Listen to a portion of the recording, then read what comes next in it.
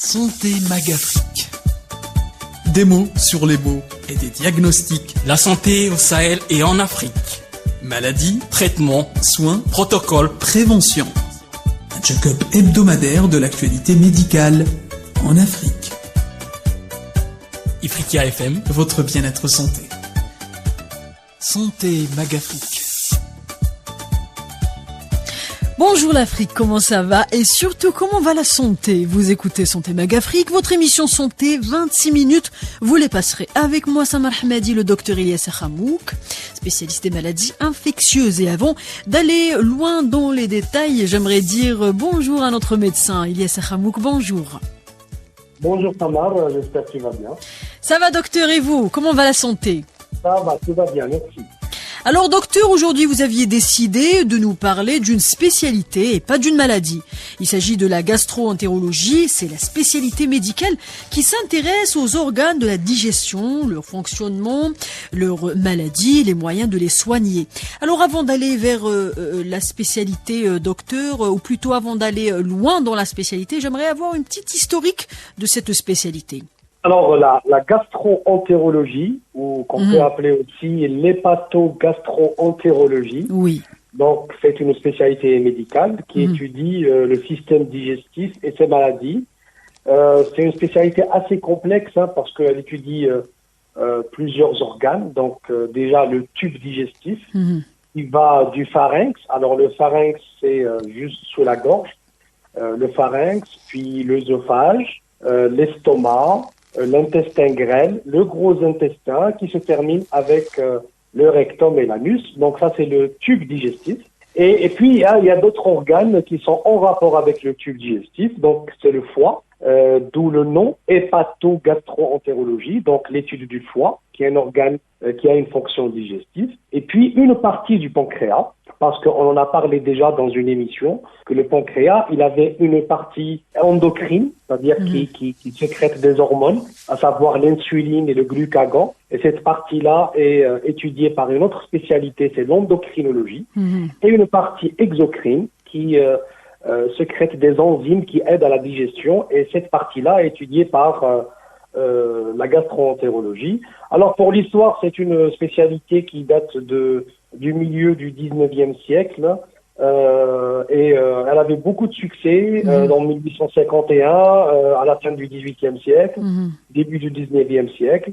Il y avait même, on parlait en France de 35% des spécialistes étaient des gastro-entérologues en 1905. C'est une spécialité qui est très riche parce que elle fait, bien sûr, c'est une spécialité médicale. C'est pas une spécialité chirurgicale. C'est une spécialité médicale, mais qui utilise à la fois le côté clinique, le côté radiologique, parce que le gastrologue peut faire une échographie, par exemple une échographie du foie. Mais il peut pas faire de chirurgie, docteur. Non, c'est une spécialité médicale. La chirurgie qui s'intéresse au système digestif, c'est-à-dire si on a un problème à l'estomac, à l'intestin, au foie. Et à partir du moment, docteur, à partir du moment où il détecte que le problème nécessite une chirurgie, donc il envoie vers le chirurgien. Il envoie vers qui? Alors, il envoie vers le chirurgien. Alors, on appelle ça une chirurgie générale.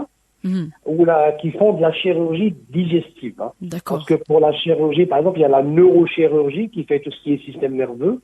Pour le système digestif, c'est la chirurgie viscérale, ou qu'on appelle aussi chirurgie générale. C'est elle qui fait, par exemple, la chirurgie de l'estomac, l'appendicite, par exemple, ce qu'on appelle une appendicectomie, la chirurgie du foie, etc. D'accord. Mais la spécialité dont on parle aujourd'hui, c'est une spécialité médicale qui fait la clinique, donc les symptômes, qui peut faire de la radiologie, comme l'échographie ou des radiographies du système digestif. Mais il peut faire ce qu'on appelle l'endoscopie. C'est la fibroscopie. Par exemple, si on veut visualiser le duodénum de l'estomac, on fait ce qu'on appelle une fibro-œsogastro-duodénoscopie. On insère un tube par la gorge pour observer l'œsophage, l'estomac, l'intestin grêle, ou bien on peut faire une rectoscopie, une conoscopie. Là, c'est un tube qui est inséré par l'anus pour voir le rectum, l'intestin, le gros intestin, et ces gestes qui sont faits par les médecins qui ont cette spécialité, donc l'hépato-gastro-entérologie. D'accord, donc docteur, nous avions parlé de la spécialité, une historique, l'histoire de la spécialité. Parlons un petit peu maintenant du spécialiste, le gastro-entérologue. Que fait le gastro-entérologue? Alors le gastro-entérologue, c'est un médecin qui a fait un cursus de médecin généraliste, et puis il fait une spécialisation qui est la gastro-entérologie, ou qu'on peut même dire hépato-gastro-entérologue. Maintenant, dans plusieurs pays très développés, il y a des surspécialités, c'est-à-dire on a le gastro-entérologue qui fait encore des surspécialités. Par exemple, un hépatologue, c'est un médecin spécialiste qui ne fait que la pathologie du foie. Donc il est surspécialiste. Et puis il y a par exemple le proctologue, c'est un médecin spécialiste qui étudie tout ce qui est en rapport avec le rectum, avec l'anus, par exemple les hémorroïdes, les tumeurs, etc. Donc le gastro-entérologue, c'est un médecin qui est quasi complet, qui fait beaucoup d'organes et qui fait tout le système digestif. Voilà, c'est pour le médecin spécialiste. D'accord. Donc maintenant, docteur, quand consulter un spécialiste en gastro-entérologie, justement? Alors il y a deux cas. Il y a soit le patient pense qu'il a une pathologie du tube digestif, par exemple, il pense qu'il a un ulcère de l'estomac, il pense qu'il a des hémorroïdes, il pense qu'il a des problèmes digestifs, donc soit des vomissements, soit des diarrhées, soit un problème de côlon, c'est-à-dire il a des gaz, etc. Il peut aller directement vers un médecin spécialiste, un gastro-entérologue. Il y a un autre cas où le patient va chez un médecin généraliste, dont certains symptômes assez simples, le médecin généraliste peut les prendre en charge. Sinon, c'est le médecin généraliste qui va orienter le patient vers le médecin spécialiste en gastro-entérologie. Maintenant, pour les symptômes, vu que le tube digestif est très long et très compliqué, donc il y a une multitude de symptômes. Si on va aller organe par organe, par exemple dans l'œsophage, on a des problèmes, c'est ce qu'on appelle l'odynophagie ou la dysphagie. Alors la dysphagie, c'est la difficulté d'avaler. L'odynophagie, c'est quand on avale et on a mal. Bon, ça peut être une angine toute simple, comme ça peut aller à des pathologies de l'œsophage qui nécessitent un examen approfondi, qui nécessitent une caméra pour voir, qui nécessitent parfois des explorations assez compliquées comme la manométrie. On peut passer à l'estomac. Alors l'estomac, on peut faire la pathologie la plus fréquente, c'est la gastrite, c'est-à-dire l'inflammation de l'estomac, ou l'ulcère de l'estomac, ou parfois, dans les cas les plus graves, un cancer de l'estomac, et le diagnostic est fait par le gastro-entérologue, qui va faire une fibro-œso-gastro-duodénoscopie. Il va introduire un tube par la gorge, qui va aller jusqu'à l'estomac et visualiser est-ce qu'il y a des lésions au niveau de l'estomac, faire le diagnostic, et parfois même, avec l'aide d'une petite pince, prélever un échantillon, un bout de tissu de l'estomac pour l'analyser en anatomopathologie. Donc ça, c'est pour l'estomac. Pour l'intestin grêle, il peut s'agir des problèmes d'absorption, il peut s'agir de polypes au niveau de l'intestin, le gros intestin, il peut s'agir d'une tumeur, par exemple. Au niveau de l'anus, au niveau du rectum, il peut s'agir d'hémorroïdes, comme il peut s'agir d'une tumeur. Et ça, c'est pour le tube digestif. Pour le foie, alors le foie, pour les symptômes, le foie est un organe qui est peu parlant. Si on arrive à des symptômes, c'est que le foie est vraiment atteint. Ce qu'on connaît le plus, c'est la jaunisse ou l'ictère. C'est quand on prend une couleur jaunâtre. Là, on sait qu'il y a un problème au niveau du foie, au niveau de la vésicule biliaire, qui nécessite un bilan, qui nécessite un avis spécialisé. Donc ça, c'est les principaux symptômes. Maintenant, il y a des symptômes plus généraux qui peuvent être dus à un problème digestif, comme des vomissements répétés, comme des diarrhées, comme des douleurs abdominales.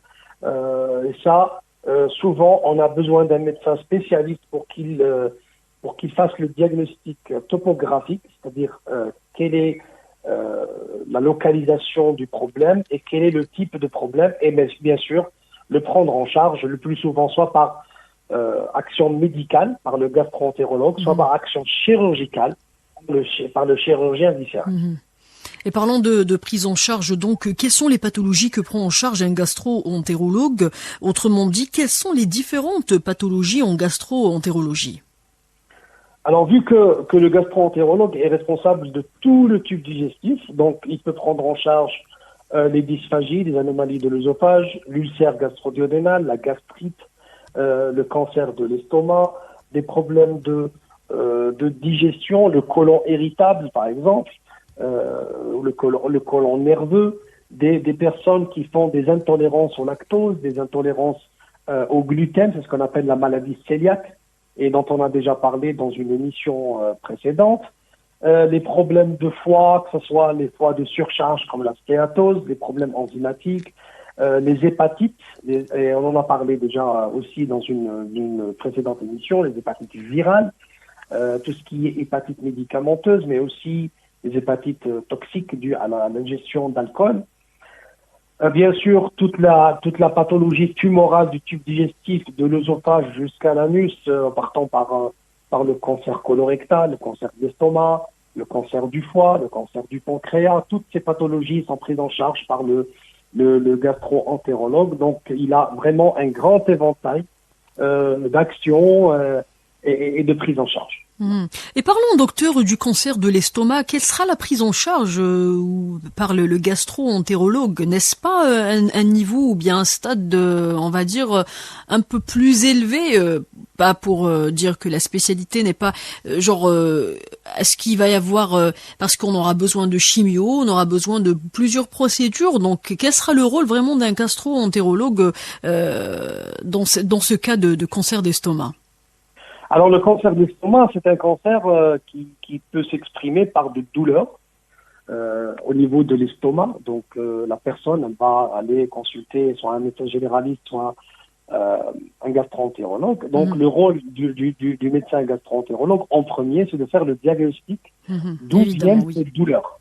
Donc, soit des douleurs, soit une personne qui vomit du sang, soit une personne qui présente un méléna. Alors, un méléna, c'est les selles qui sont colorées en noir, qui indiquent qu'il y a un saignement. Donc, le médecin gastro-entérologue, ce qu'il va faire, il va indiquer une exploration qu'on appelle l'œsogastro-duodénoscopie.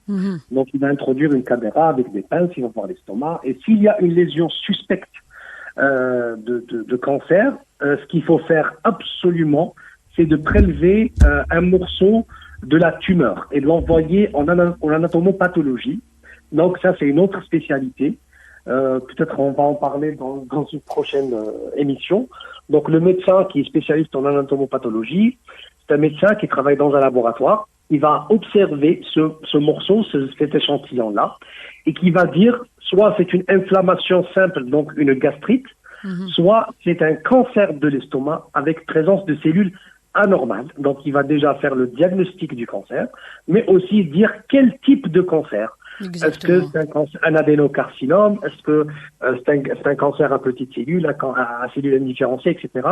Et tout cela, c'est utile parce que le gastro-entérologue va, selon le stade de l'évolution, selon le type de cancer, selon l'extension du cancer, c'est lui qui va coordonner la prise en charge qui peut être une chimiothérapie. La chimiothérapie qui va être adaptée selon le type de cancer. C'est comme une guerre, hein. On va choisir les armes selon l'ennemi. Et ça peut être une radiothérapie qui est faite par une autre spécialité, c'est des médecins radiothérapeutes. Comme ça peut être une chirurgie, donc c'est le chirurgien viscéraliste qui va couper soit une partie de l'estomac, soit tout l'estomac, malheureusement, avec ses complications. Donc c'est le cancer en général, quelle que soit la localisation, c'est une prise en charge multidisciplinaire. Mais le médecin responsable pour le cancer de l'estomac, celui qui va coordonner tout ça, c'est le gastro-entérologue. Donc ça commence par lui. Et lors de la visite chez le gastro-entérologue, le sujet ou la personne est amenée à décrire ses symptômes ainsi que les douleurs ressenties. Donc ils sont comment généralement ces symptômes, docteur? Alors ça dépend du problème. Si c'est un problème hépatique, c'est surtout la jaunisse.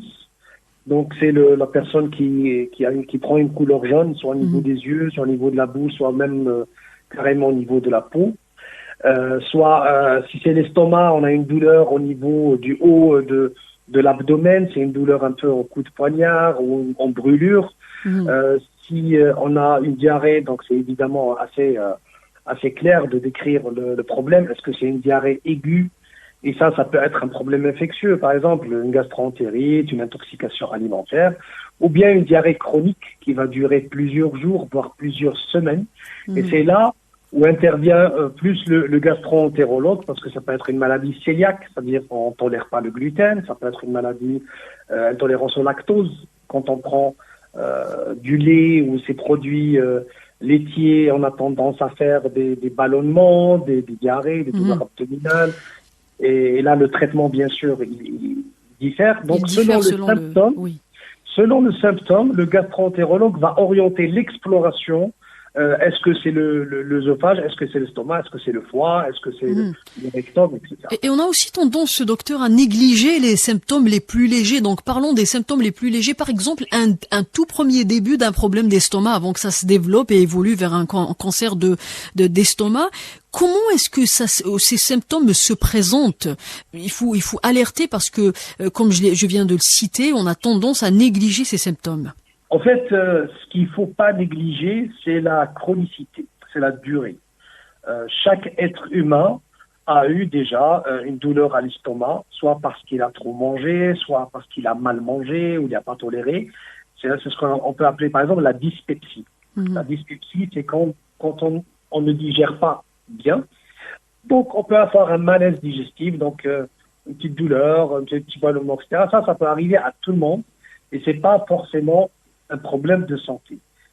Tout le monde a vomi dans sa vie. Si on vomit une fois ou deux fois, c'est pas grave. Ça peut être une mauvaise digestion, un petit virus. Si tout le monde a fait une diarrhée ou deux dans sa vie, ça c'est pas grave. Maintenant, ce qui doit attirer l'attention, c'est la présence de sang, soit dans les vomissements, soit dans les diarrhées. Ça, par contre, il faut pas prendre ça à la légère. Il faut toujours consulter. Ça peut être bénin, mais il faut toujours consulter pour ne pas laisser le problème grandir. Et puis, ce qui attire l'attention, c'est la chronicité. Si on a une diarrhée pendant 2-3 jours, généralement, c'est bénin. Maintenant, si on a une diarrhée qui dure plus d'une semaine, voire plus, là, il faut consulter un gastro-entérologue parce que ça peut être un problème plus sérieux. Si on a des douleurs abdominales intenses, ça peut être une appendicite et c'est une urgence diagnostique et thérapeutique. Si on a une douleur abdominale qui dure plusieurs jours, plusieurs semaines, ça peut être un problème plus grave. Donc, il faut jamais hésiter quand on a un problème de santé qui dure plusieurs jours de consulter un gastro-entérologue quand il s'agit de symptômes digestifs, bien sûr. Justement, donc parlons aussi du diagnostic, docteur. Comment le gastro-entérologue procède-t-il pour parvenir à un diagnostic?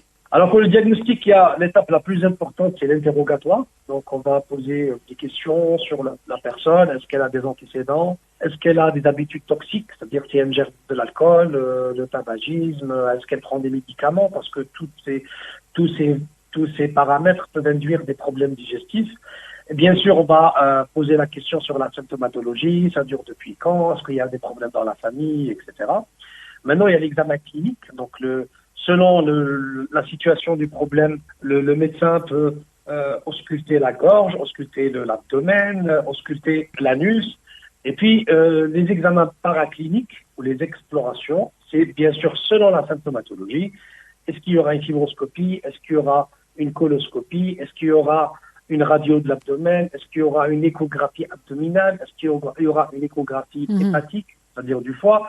Et le bilan biologique, c'est la même chose. Il y a est-ce qu'on va demander une formule, un bilan rénal, un bilan hépatique, le taux de cholestérol, de triglycérides, mais ces orientations-là, ces explorations sont toujours orientées par l'interrogatoire et l'examen clinique, et c'est là où on va faire le diagnostic. Déjà le diagnostic topographique, quel est l'organe touché, et après la nature exacte du problème, et puis pour aller à la prise en charge. Bien sûr, selon le problème, ça peut être des antiacides, ça peut être des antibiotiques, ça peut être un traitement chirurgical, ça peut être un traitement médical. Voilà, selon le stade de la maladie. selon la gravité. Et quelles sont, docteur, les personnes les plus à risque de maladies des voies digestives maintenant? Maintenant, les personnes les plus à risque sont les personnes qui ont un régime alimentaire qui n'est pas équilibré, les personnes qui prennent beaucoup de féculents, qui prennent beaucoup de graisse. Ça peut altérer leur système digestif, ça peut altérer le foie. Par exemple, on a la stéatose hépatique, c'est l'équivalent du foie gras chez l'oie ou chez le canard. Hein. C'est le foie qui devient graisseux, et cela dû à un manque d'activité physique, à un régime alimentaire qui est complètement déséquilibré. Il y a le stress aussi. C'est un élément très important, notamment dans l'ulcère gastro-duodénal, dans la gastrite. Les personnes qui sont... leur stress, il va s'exprimer sur le plan de l'estomac. Il y a l'anxiété aussi, le stress par rapport aux relents irritables, les personnes qui font une mauvaise digestion. Et puis, il faut rappeler toujours que une bonne alimentation et surtout de la marche, parce que la marche, c'est très important, parce que ça entretient la mobilité intestinale. Si on marche, l'intestin n'est pas fainéant, si j'ose dire, et on va digérer mieux, on va moins avoir de symptômes. Et bien sûr, les personnes qui consomment de l'alcool, qui consomment beaucoup de médicaments, ont plus de risques de faire des problèmes hépatiques. Et pour les hépatites virales, il y a les infections sexuellement transmissibles. Donc vous voyez que c'est très complexe et la prévention, elle est vraiment très complexe pour protéger notre système digestif. Ce ne sont donc pas, docteur, des maladies liées à l'âge ou seulement à l'âge ou au système immunitaire? Alors, le système immunitaire, non. Par rapport à l'âge, bien sûr, il y a un vieillissement. Quand on prend de l'âge, on vieillit des yeux, on vieillit des oreilles, mais aussi on vieillit du système digestif. Le foie, il devient un peu plus faible.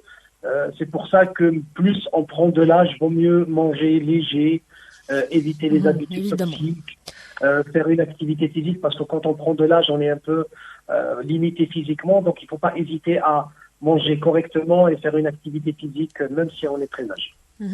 Alors, docteur, j'ai une autre question. Beaucoup confondent entre un docteur hépatologue et le spécialiste de l'estomac. Quelle différence? En fait, c'est pour faire cette spécialité dont on parle aujourd'hui, il faut être déjà un médecin généraliste. Parce qu'on doit faire tout le cursus, connaître tous les organes. Ah, donc il faut passer par la spécialité en général pour se spécialiser. Bien sûr. Après, on fait une spécialité, c'est ce qu'on appelle l'hépatogastro-entérologie. Donc, c'est là on va se spécialiser dans le tube digestif, le foie et le pancréas.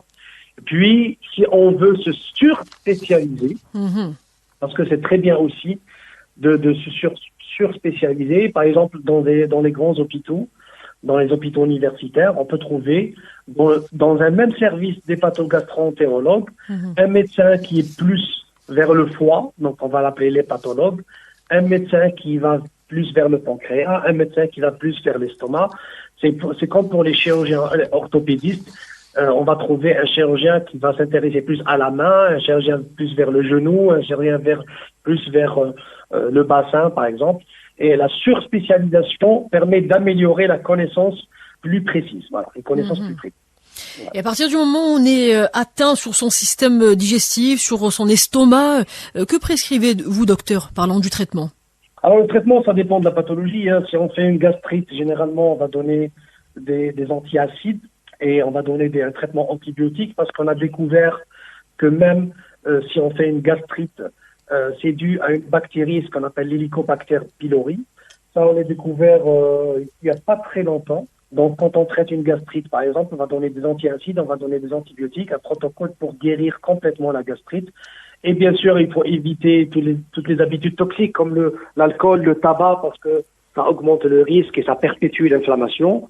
Bien sûr, quand il y a un ulcère, un traitement est encore plus important. Quand il y a un cancer, le traitement est plus important. Donc la prise en charge, elle est vraiment, ça dépend de la pathologie, ça dépend de l'organe. C'est assez compliqué de faire une émission juste pour ça. C'est le gastro-entérologue, selon chaque personne différente et son problème médical différent, d'établir un traitement vraiment personnalisé. Et brièvement, parlons de la prévention, docteur. Comment prévenir et éviter complètement d'avoir ou d'être atteint de problèmes sur son système digestif, sur son estomac, etc. Alors, c'est des conseils qu'on répète souvent, mais ça Ça marche surtout pour le tube digestif. Il faut avoir une alimentation équilibrée, diminuer sa consommation de graisse, sa consommation de sucre, avoir une activité physique, notamment la marche. La marche, c'est très utile pour le système, pour le tube digestif. Ça améliore ce qu'on appelle le péristaltisme, c'est-à-dire les mouvements de l'intestin pour digérer, pour évacuer. Donc, ça diminue la constipation, le ballonnement, etc. Éviter la prise du poids aussi. Et bien sûr les habitudes toxiques, l'alcool, le tabac, ça c'est très mauvais pour le corps en général et pour le tube digestif en particulier. Voilà, merci docteur. Voilà, chers auditeurs, c'était 26 minutes santé Mag Afrique avec le docteur Ilyas Ramouk, spécialiste des maladies infectieuses. Nous avions parlé aujourd'hui de la gastro-entérologie. N'hésitez pas à aller ou à checker nos réseaux sociaux Afrique FM si vous l'aviez loupé. Prenez soin de vous et à bientôt.